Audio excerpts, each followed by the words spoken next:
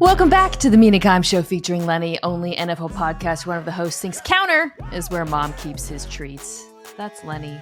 I'm Mina Kimes. I am joined. Oh, sweet. Thank you.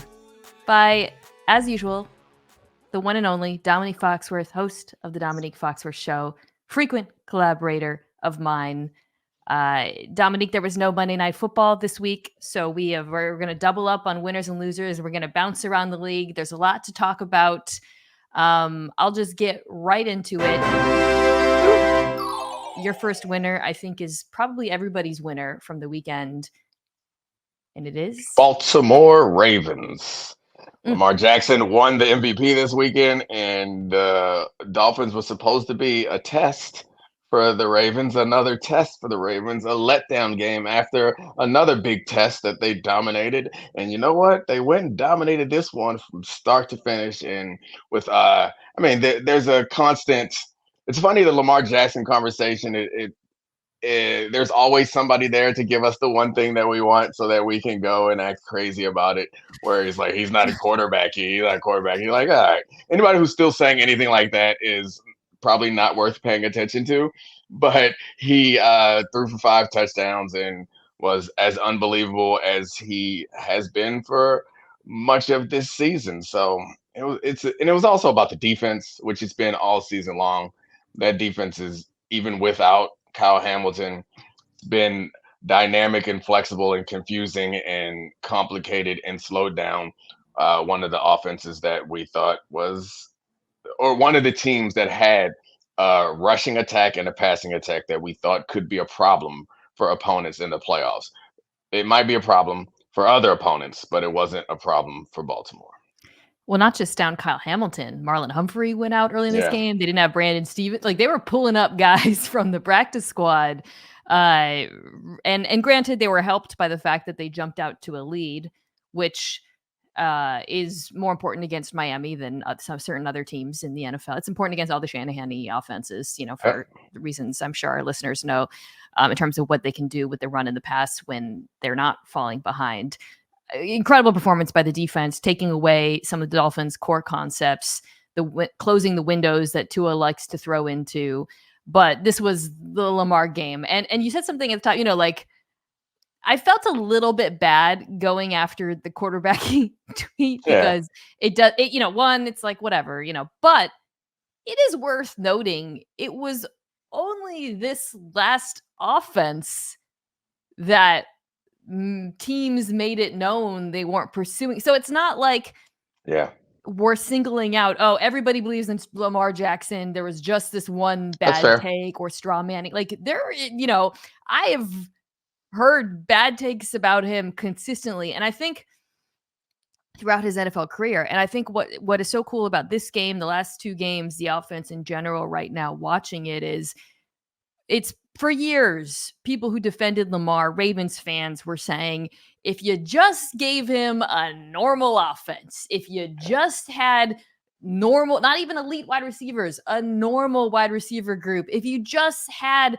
a passing attack where receivers weren't running into each other that threatened to spread the field, we're telling you, this guy, he is a smart and savvy manager of the pocket. He can make all the throws. But you didn't have that test case until now, and now you have it, and it's pretty glorious. I think what struck me, Domonique, watching them in this game, watching him lately, is they just threaten the entire field in a way that was not the case. And it's simple as that. Like, you have to defend everything against them. I'd be interested in knowing how their operations, in-game operations go. Because your point, we often give credit to the coordinators when an offense is effective, and they deserve it. Todd Monken deserves a ton of credit. Or we give credit to a quarterback, and Lamar deserves a bunch of credit. But the point that you're making is one that maybe it's my brain is not strong enough to manage all these things at once, but you have to make a conscious effort. And maybe this is just me spitballing. I have no reason to believe this, but maybe it comes into how they group the plays on the play sheet for play calling, because most of the time you group the plays by situation. So these are our 1st and 10 plays. These are our 3rd and 3 to 6 plays. That's how you group them on your play sheet. But the point that you're making, or the thing that you brought up that made me think about this is it feels like in every game, it's very strategic as they're like, all right, we'll do this. Let's remind you, like in the first half, let's remind you that we can do this. Let's remind you that we can do this. And for those who are just listening, I'm pointing to different areas of the field by pointing on the screen. Oh, let's not forget that we got this guy too. And it feels like that through the course of a game where it's not like we're just going to do what works. And that's what it felt like the offense was like before. It was like, we found something that's really good. It works. Let's keep doing this. Then we're going to throw to Mark Andrews. And then we're going to keep doing this. But now it's like, all right, over here, over there, that. In the course of the game, they're ahead of the defense in that, all right, last time we were in this situation, not only did we run this play, but we attacked this area of the field. We're going to attack this area of the field and this weakness because we anticipate that you're going to adjust in this way. And I'm sorry if it seems like amorphous to talk about in abstract, but it's pretty amazing and impressive. I think from a 10,000 foot view, what you're describing is the difference between being like, this is our identity, this is what we do, we're just going to keep doing it, and hopefully it works because we're really good at it, which was what the Ravens were for 4 years, versus matchup football, which is something that I think really, really great teams tend to have in the playoffs, especially when you play different kinds of defenses who can do different things and have different weaknesses. This game, I think, is a really good example of that, Domonique, because, the Ravens were down, but the Dolphins also lost a lot of players, and that there's some really crucial runs, obviously, with Bradley Chubb done for the season. But, Xavier Howard goes out in this game. And I think previous iterations of the Ravens defense wouldn't have been, or probably offense, wouldn't have been able to say, okay, great, Xavier Howard's out. Let's go after Eli Apple. Oh, you're weak at linebacker. We're going to throw on Duke Riley. Todd Monken, because you can't attack matchups unless you have players to take advantage of them. And the fact that they have 4 legitimate pass catching options, including Justice Hill, by the way, who was really good catching the football. That matters a lot, I think. Right. In the absence of Keaton Mitchell, too, he looked pretty explosive on the ground. But you have all of these weapons at your disposal in a way that you simply did not before. Right. You have the players and you have the plays. I think sometimes when you come into a game, and I'm sure that offenses are able to call on plays that they didn't have in the game plan this week, but they didn't even have those plays in the game plan any week. So in previous seasons. So when you find a weakness or one exposes itself through the course of the game, and you can shift and change those things. And that's the difference in the offense they had before and the one they had now. And also what put on top of it is, your point is right. What I think, we talk about identity with football teams, and I think it's important to get good at something first, but this is about building on what you've already established, because if this was all new, I think it probably wouldn't work nearly as well. If everybody's new to this and our identity is adjust to whatever they're giving us, that's a lot harder to do. But no, the Baltimore identity has been there. You could argue it's been there since before Harbaugh was there. The identity is there. The identity of this offense has been there for several years, MVP level quarterback. And so now you get to a graduate level course or a doctorate level course where you've already established what your foundation is. And if there's a through line, and there are a few through lines, we talk about this offense. Oh, they're spreading things out. They're in 11 personnel now. They have actual wide receivers. Patrick Ricard is still on the field on everybody, guys. And he is blocking. And he's catching touchdowns in this one. But he is blocking.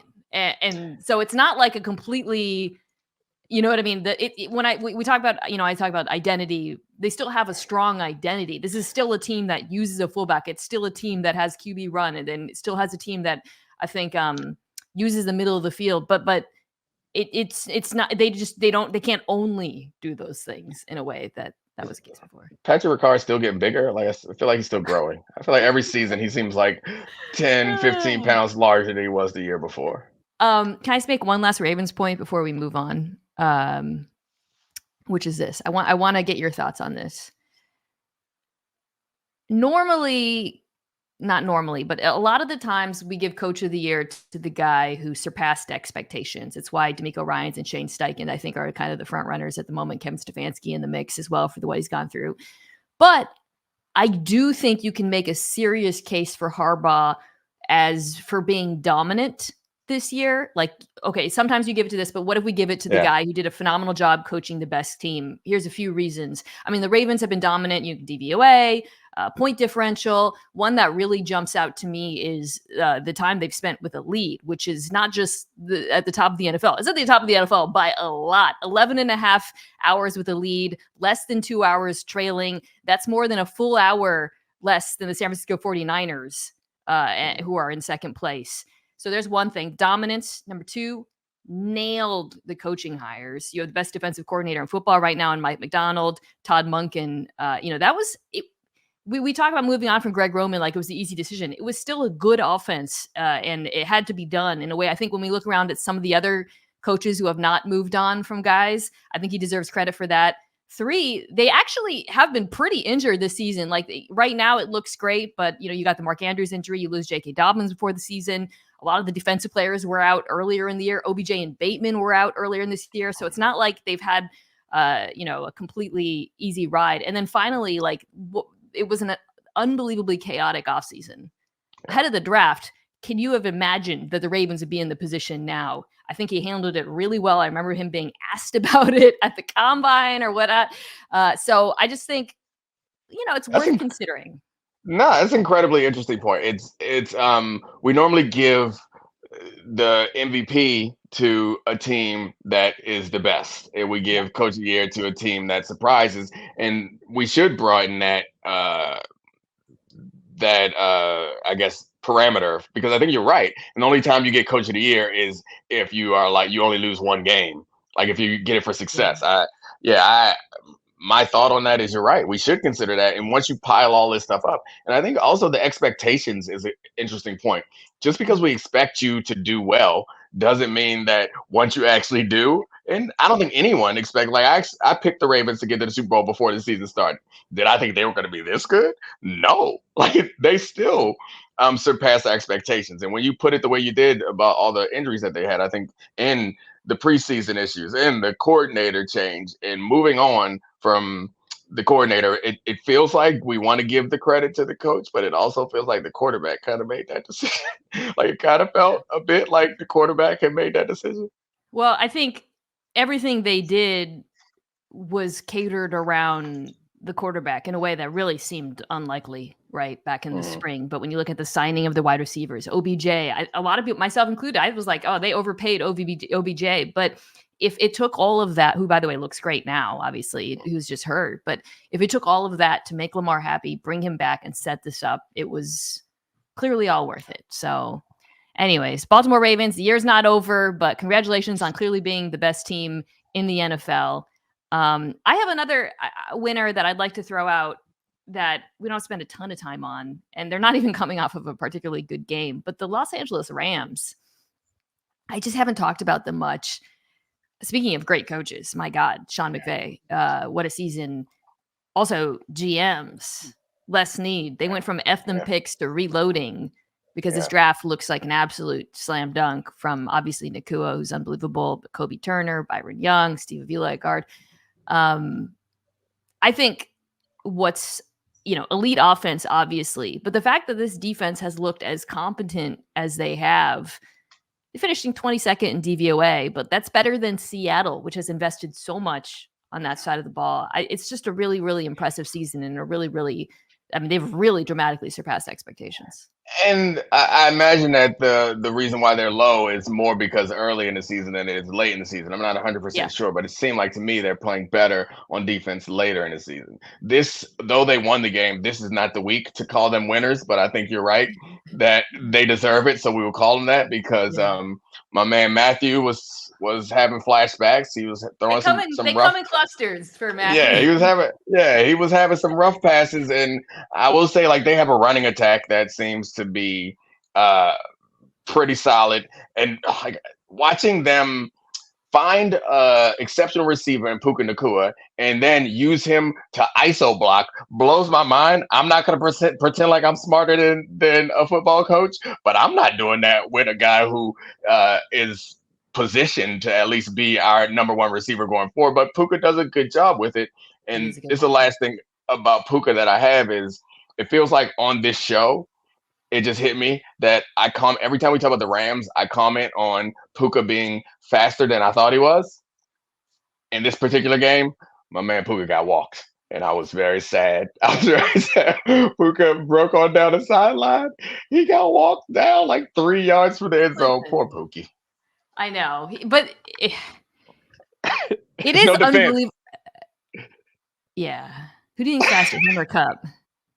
How did they find another Cooper Cup? How did they find another Cooper Cup? I'm so mad. So unfair. It's impressive.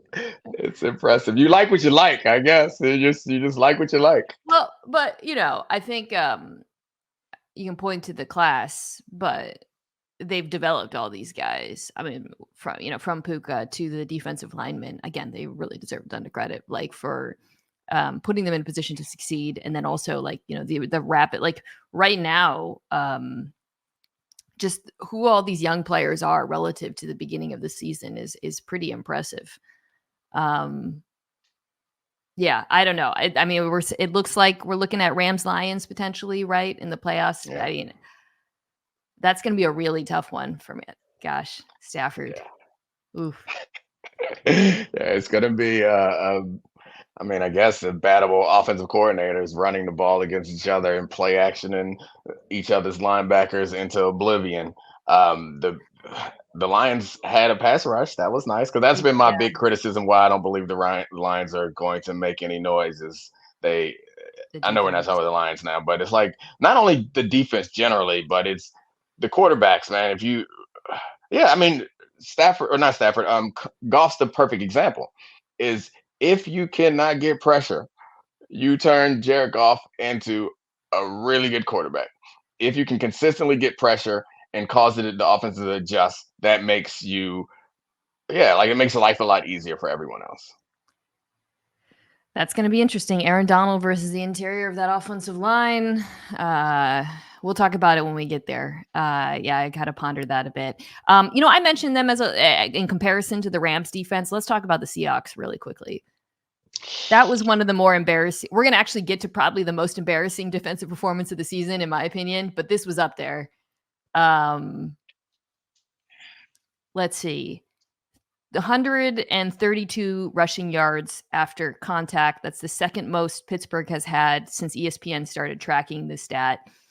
A failure of tackling at all three levels. There's no one culprit in this game. But also, I think it's worth stepping back a little bit. This defense has been a massive problem, especially the second half of the season. Ranks near the bottom of the NFL in just about every metric. To your eye, Domonique, do you feel it? Do you believe it's a talent issue, a coaching issue, invested in the wrong spots issue? Like, what is the major issue with this defense to you? Well, I mean, the tough thing with situations like this is it's never an easy answer.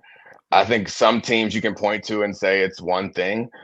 Group, I don't know. Like watching Tariq Woolen get stiff-armed into next week was like emblematic of what was happening in that game. And he's a good player. They have players who I think are good. And then whenever you see Jamal Adams out there, it's always like, man, I always remember the trade. And it's like, you don't make that type of trade for a player that's not a defensive transformer. And like, not even to get into his negatives or his drawbacks, it's like it doesn't feel like he changes the defense, and that's a lot to move for a guy who I don't feel better or worse depending on whether he's on the field or not. And that's tough when your big time guys are not making a difference. The people you have invested in are not making a difference. That's also part of the problem.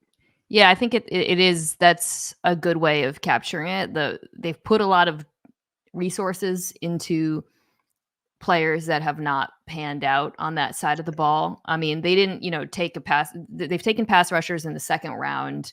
Boye Mafe's been pretty good, but you like the big signing was Draymond Jones. He's been okay. Leonard Williams has been good, but like that trade was not worth it. You lost your second round pick for next year. The Adams trade, obviously a disaster. He's out for the season.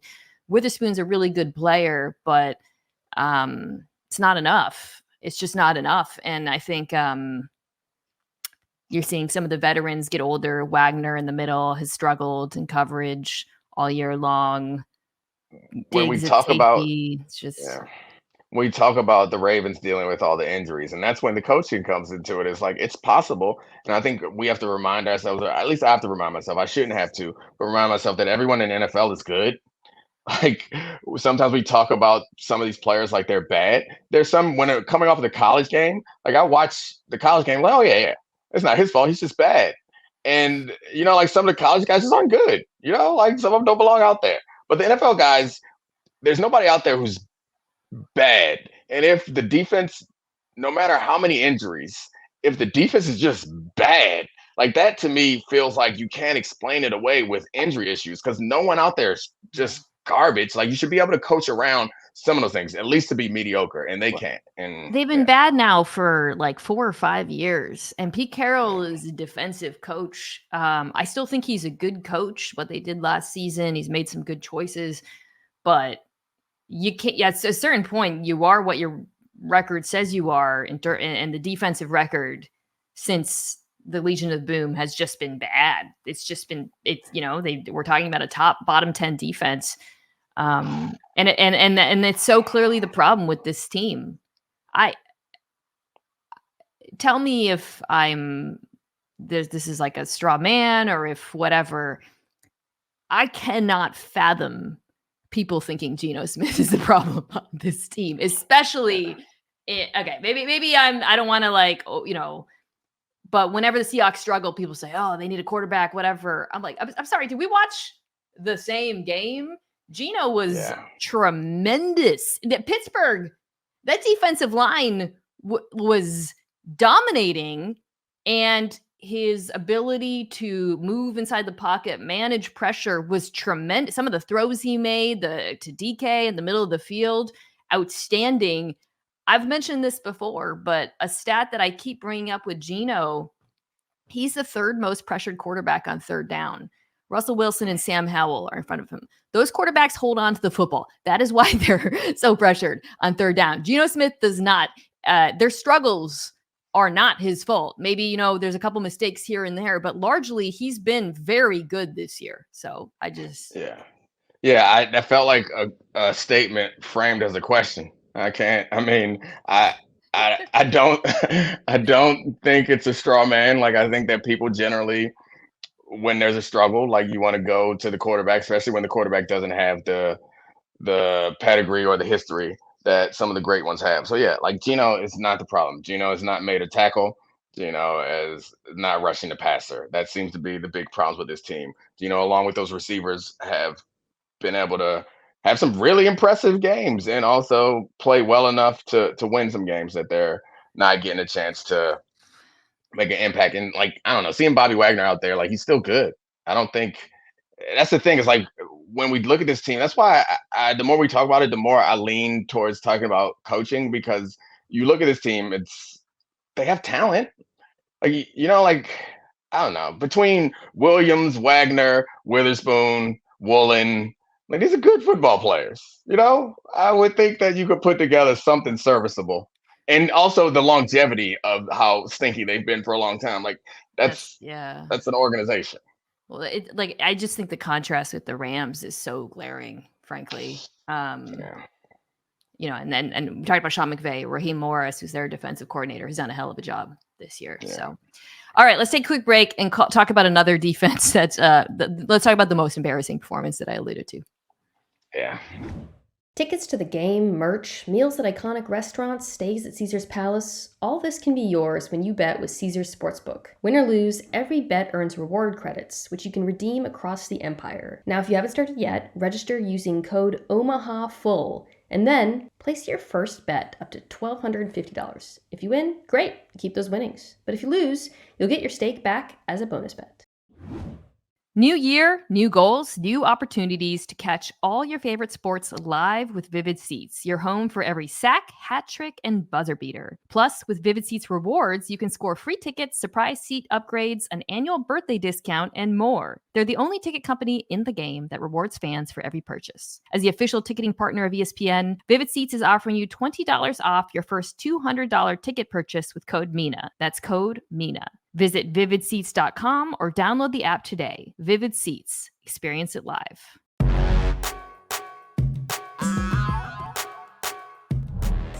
Okay, we're back. Domonique, this is my other woof. I don't remember whose woof this was. Doesn't matter. It's everybody's wolf.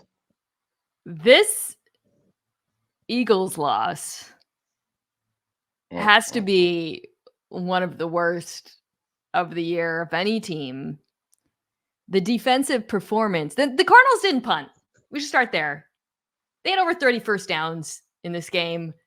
The tape is bad. I think, though, what I want to ask you is it unfixable? Is it are they just too devoid of, are there too many issues personnel-wise on that side of the ball to be fixed? Or is there anything you saw that like you felt like, well, this was a dubious choice by Matt Patricia? No, I can't blame Matt Patricia as much as I would like to. Like, he just got parachuted into a situation that was bad, and it seemingly has gotten worse. So I guess you could blame him, but it's not like he's ruining a good situation. The thing that's mind-blowing to me is what happened to this D-line. And that was what I had hoped would be the different, or I'd expected to be the difference for this team is, yeah, they lost some people in the linebacker core and the secondary. However, those players, at least last year when I'm watching the games, those players did not seem to be the heart or the core of why this defense was good. Maybe I'm not appreciating how much impact they had. This team was good because it felt like no one could block them. That has seemed to change. The D-line does not get the same amount of pressure, but pressure wasn't the problem in their game against the Cardinals. They couldn't stop the run, which I guess is also on the D-line in part. Not everybody. It's I don't know. It seems like they're just bad. They were getting bodied. Yeah. Because when I saw the stat line, I was like, ooh, well, everyone knows the Eagles have no linebackers. So, I was thinking, like, did they really attack? And they did. Poor Shaq Leonard. That was 41 too. But the Cardinals were just coming out with two tight ends on the field and just bodying dudes. I mean, it was all kinds of runs, counter, duo, power. They were just, every single Eagles player got pushed around in this game. It's when you give up that kind of performance, it's not just the linebackers. The cornerbacks were getting pushed around. The safeties were getting pushed around. The defensive line was getting pushed around. But the defensive line, I think you're to your point is, that's where the investment on this team is. And if you can't, it has to be really good to compensate for the issues in linebacker and then some of the injuries in the secondary. And it's just not. I don't know what you do. I mean, there were some things, like there were a couple times where they got Reddick in coverage when they came out with the two tight ends. And I think that's probably, although it was kind of nice, it was like paying homage to how he was used in Arizona, I guess, back when he was an off-ball linebacker. But I don't think there's like a structural fix for this. I don't. It's the structural fix is you guys score more points. Exactly. That was it. That was one of the questions that I had on my pre-show for Get Up was like, how do you fix the Eagles defense? And I was like, outscore your opponent. I don't know. That offense needs to be. Yeah, AJ Brown is how you fix the defense. You can't waste any possessions, basically, because it's not. And like you're not going to get past San Francisco with that defense unless you score 1 million points. Your winner, you had a tweet that actually I think sets this up, where you raised the harrowing possibility of Joe Flacco beating his old team. The Browns are my winner for the week. As the game was a long time ago, so we might have forgotten about it, but it was. Yeah, that possibility is a terrifying one. I grew up in Baltimore. I live in DC now, so I'm close enough to still. My son's a big Ravens fan. We're gonna go to the game this week. But the idea that Joe Flacco, you gonna see Tyler Huntley? Yeah, we are going to see Tyler Huntley ball out. We went to Washington, San Francisco last week. So as I said earlier, so my parents have season tickets, they still live close to Baltimore, and so we always go. Me and my son go to a game with them. And so as evidence to the fact that I wasn't lying, that I didn't think the Ravens were going to be this good. When my son and I picked this rivalry matchup, we were not anticipating that we're going to see Pro Bowler Tyler Huntley helm. But alas, what we got? Yeah, he might, but it's not nearly as fun. But how? Okay, let's put yourself in the Browns. mindset of a Ravens fan. How scared are you of this Browns team? Yeah, as scared as you possibly can be scared. Like there's nothing scarier than that Browns team, because it's going to hurt that much more because of the familiarity with Joe Flacco. I do think that the Ravens fans know Joe very well, and they know him better than the Browns fans know him. So they probably have, I guess the logic and rationale is out the window when you're emotionally invested. So they know that Joe Flacco can be, the reason why the is Flacco elite conversations existed was because 1 week or one play, you're like, damn, only a couple guys in the league can pull that off. Yeah. And then a couple plays later, a couple weeks later, you're like, what in the hell are you thinking? And Joe Flacco is still that guy. We still see that with him in the Browns, but things are coming up positive. But I do think that the complications of the prior relationship is what's going to make this very stressful for Browns fans, or excuse me, for Ravens fans, should it come to pass. And then there's the history of the organizations. Like the Ravens are the Browns. Like the Browns moved to Baltimore in '96 and became the Ravens, where they promptly went on to win a Super Bowl in 2001 when the Browns could never win a Super Bowl. There's like bad blood between these two working class cities. It's also the best defense they'll probably play in the playoffs if this were to happen, which is scary. It's a it's a very specific kind of defense. It's very different from their defense. They're gonna rush with 4 and man you up, and I think the Ravens, to our conversation at the top, have a lot of answers for that. Now too, I think they're already a different offense from who they were the last time they played, and it's a constantly evolving thing. But yeah, it's frightening. I mean, last week I talked about, are the Rams or the Browns the team you don't want to play? It was actually like a 50-50 poll, which I thought was really really? Yeah. It was such a cop-out post by me because I don't think there's a clear answer, frankly. But I mean, I think it's clearly the Browns, but maybe it's just prisoner of the moment. Yeah, I mean, because Myles Garrett, simply put, Garrett can destroy your entire game plan, and I don't think the Rams have somebody like that. I know Aaron Donald, it feels disrespectful, but that's not the Aaron Donald that we've been seeing as of late. Aaron Donald is capable of being that, but we haven't seen. He's still pretty good. Maybe I'm being unfair to Aaron Donald. Is big if these teams play again. I actually was thinking about putting him on second team All-Pro. I'm an All-Pro voter, and I was my first two are Warner and Roquan. And then I think I have maybe, or do I? Actually, I don't remember. I might be wrong. But I was looking at Owusu-Koramoah like, he's been the ball. I loved him in the draft. I loved him. Even though he was undersized, like the speed and athleticism for like modern football, he's one of those guys. This is a recurring theme for us, is that people need to respect linebackers. They're pretty important to having a good modern NFL defense. We used to think they didn't matter, but they clearly matter. All the good defenses have good linebackers. I know my fans are probably listeners are probably annoyed because I could be saying we're going to do a long conversation on this, but we really should do a long conversation on this. For the ones who get it done, Grainger offers high-quality supplies and solutions for every industry, as well as access to product specialists who have the knowledge and experience to answer your toughest questions. Plus, their commitment to being your safety partner can help you keep your facilities safe and your people safer. Call, click Grainger.com, or just stop by. Okay, I'm going to say in the division for my winner, the Pittsburgh Steelers just ensured their 17th straight winning season under Mike Tomlin. A little complicated to get into the playoffs. So they aren't playing the Ravens, who, as we alluded, have nothing to play for. So they should be able to win that game. We'll see. Maybe not. It's not a foregone conclusion, especially given that it's a divisional rival. They would also need the Dolphins to win, or the Titans to upset the Jaguars. It's not outside the realm of possibility. But I think what the other thing I wanted to say is this, Domonique, and this occurred to me like watching them just completely beat down Seattle. They're a good football team. I said so before the season. I liked them a lot, and they sort of underperformed, and then they lost Kenny Pickett and whatnot. But this defense is currently 7th in DVOA. The rushing attack is good. The passing attack obviously has been lackluster, although Mason Rudolph's played well.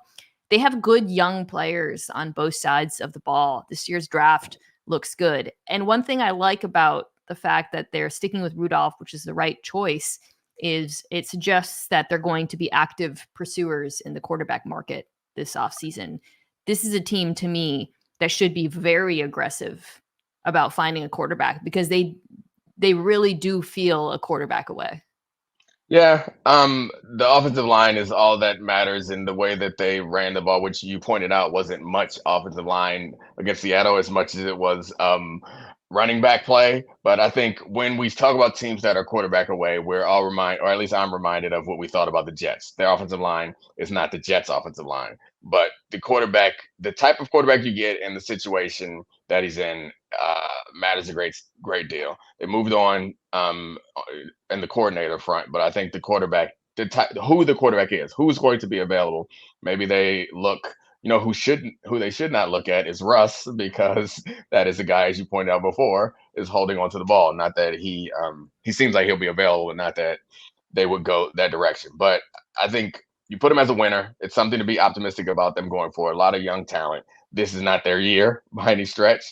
Being a winner or being securing a non-losing season is nice. They should be able to knock off the Ravens, and maybe they get in the playoffs, maybe they don't. I don't think that matters nearly as much for them, for their long-term prospects. But it is an optimistic situation for a team that at certain points in the season we're talking about, or at least the fans were talking about, like an overhaul of the coaching staff and everything, and starting all the way over. So yeah, they're winners this week.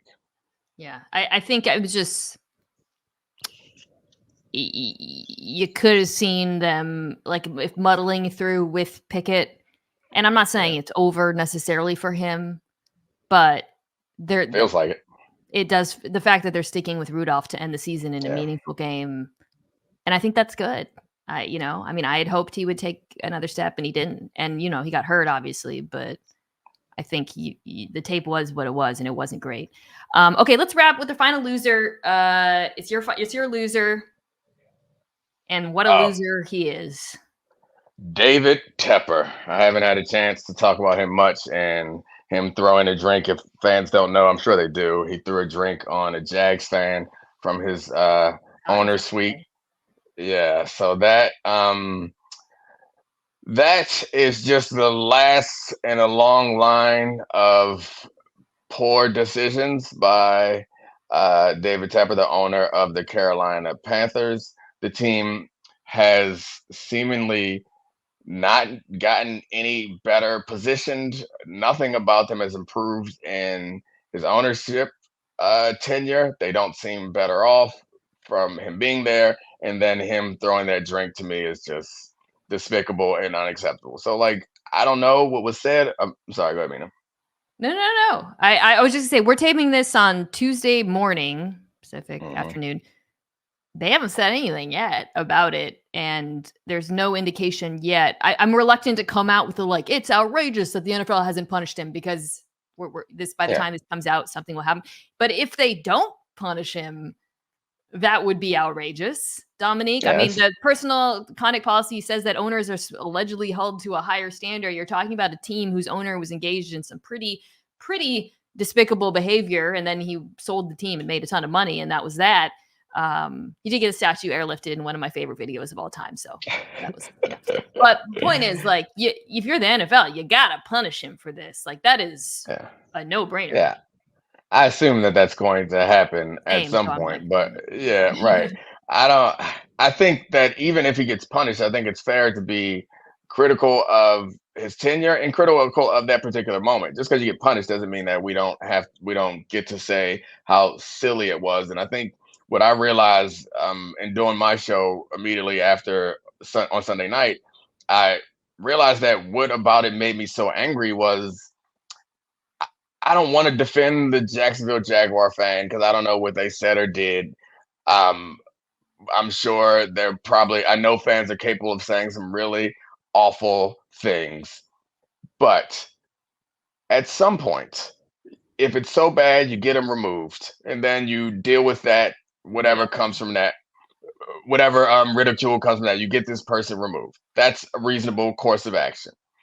But I think, and this may be unpopular opinion, but throwing drinks or throwing stuff at people from above them in a position where they can't get their hands on you, that bothers me.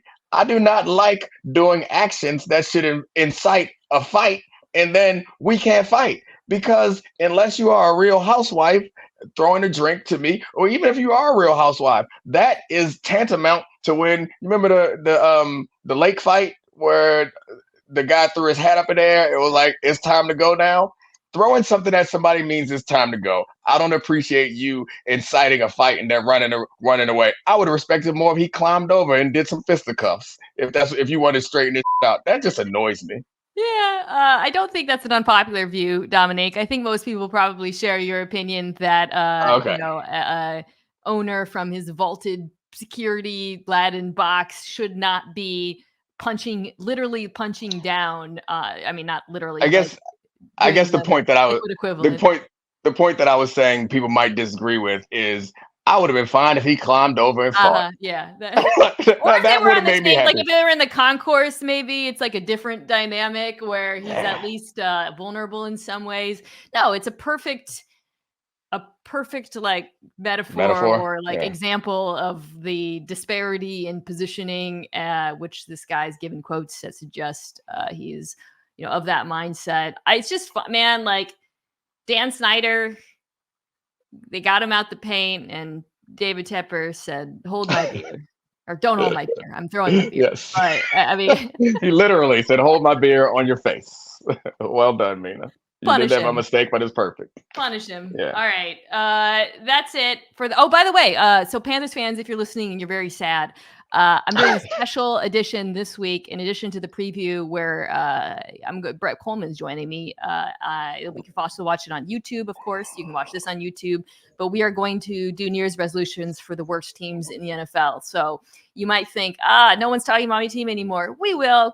That's going to be a tough one. The resolution, maybe I'll throw in a Tepper aspect to that, but we'll try to stick to football for that.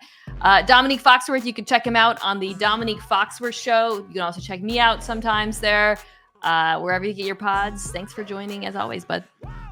No problem, buddy. See you.